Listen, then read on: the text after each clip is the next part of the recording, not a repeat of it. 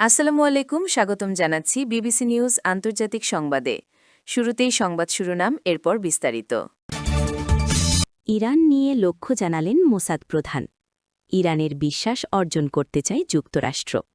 মার্কিন নৌ অবরোধ পূর্ণাঙ্গভাবে কার্যকর, দাবি সেন্টকমের। দর্শক, এতক্ষণ শুনছিলেন সংবাদ শিরোনাম। এখন বিস্তারিত।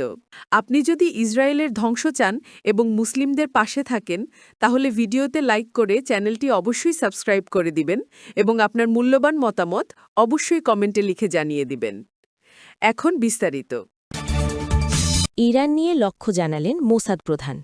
ইরানের সরকার পরিবর্তনের লক্ষ্য থেকে পিছু হটেনি ইসরায়েলি গোয়েন্দা সংস্থা মোসাদ। সংস্থাটির প্রধান ডেভিড বার্নিয়া বলেছেন, তেহরান সরকার পরিবর্তন বা রেজিম চেঞ্জ পর্যন্ত চলবে এই মিশন। দখলদার ইসরায়েলের গণমাধ্যমগুলো বলছে, সাম্প্রতিক ইরান ইসরায়েল উত্তেজনার সময় মোসাদ তেহরানের ভেতরে সক্রিয়ভাবে কাজ করেছে। তারা ইসরায়েলি এয়ারফোর্সকে নির্ভুল গোয়েন্দা তথ্য সরবরাহ করেছে। এর মাধ্যমে ইসরায়েলের জন্য হুমকি তৈরি করা ক্ষেপণাস্ত্রগুলোকে লক্ষ্যবস্তু বানানো হয়। বার্নিয়া বলেছেন, এই মিশন তাৎক্ষণিকভাবে শেষ করার জন্য নয়, দীর্ঘমেয়াদী পরিকল্পনার অংশ। এটি চালিয়ে যাওয়া হবে যাতে তেহরানের সাম্প্রতিক হামলার পরও কাঙ্ক্ষিত ফলাফল নিশ্চিত করা যায়। মোসাদ প্রধান বলেছেন, একটি চরমপন্থী সরকারকে সরিয়ে নতুন সরকার প্রতিষ্ঠা না হওয়া পর্যন্ত মোসাদের দায়িত্ব শেষ হবে না। বার্নিয়া সতর্ক করে বলেন, ইসরায়েলের অস্তিত্বের জন্য কোনো হুমকি সৃষ্টি হলে সেটির বিরুদ্ধে নীরব থাকা হবে না।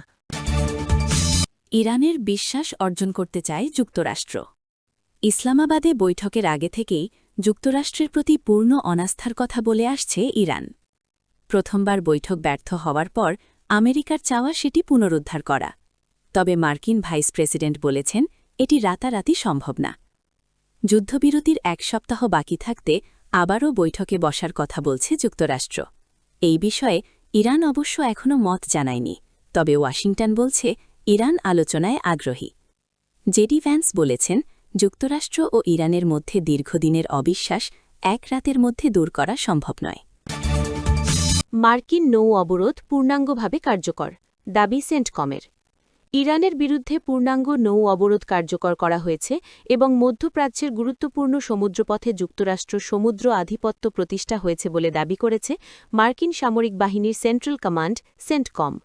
এক বিবৃতিতে সেন্টকম কমান্ডার ব্র্যাড কুপার বলেন, অবরোধ শুরুর মাত্র ৩৬ ঘণ্টার মধ্যেই মার্কিন বাহিনী ইরানের সব বন্দরগামী ও বহির্গামী সামুদ্রিক বাণিজ্য কার্যত বন্ধ করে দিতে সক্ষম হয়েছে।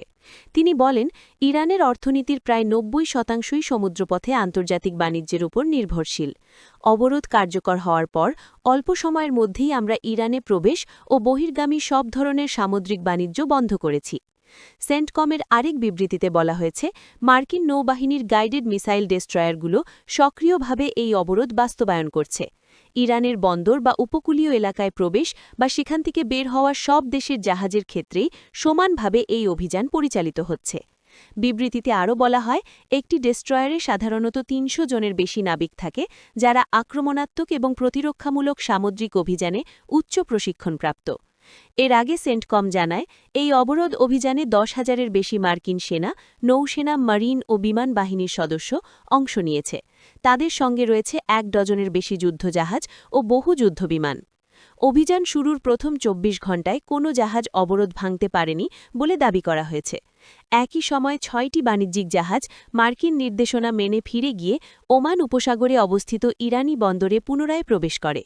এই অবরোধ পারস্য উপসাগর ও ওমান উপসাগর সংলগ্ন ইরানের সব বন্দরে কার্যকর করা হয়েছে।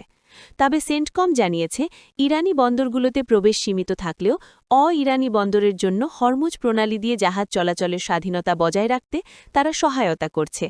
এই পদক্ষেপ যুক্তরাষ্ট্র ইরান উত্তেজনায় বড় ধরনের নতুন মাত্রা যোগ করেছে, যা বৈশ্বিক বাণিজ্য ও আঞ্চলিক স্থিতিশীলতার ওপর গভীর প্রভাব ফেলতে পারে।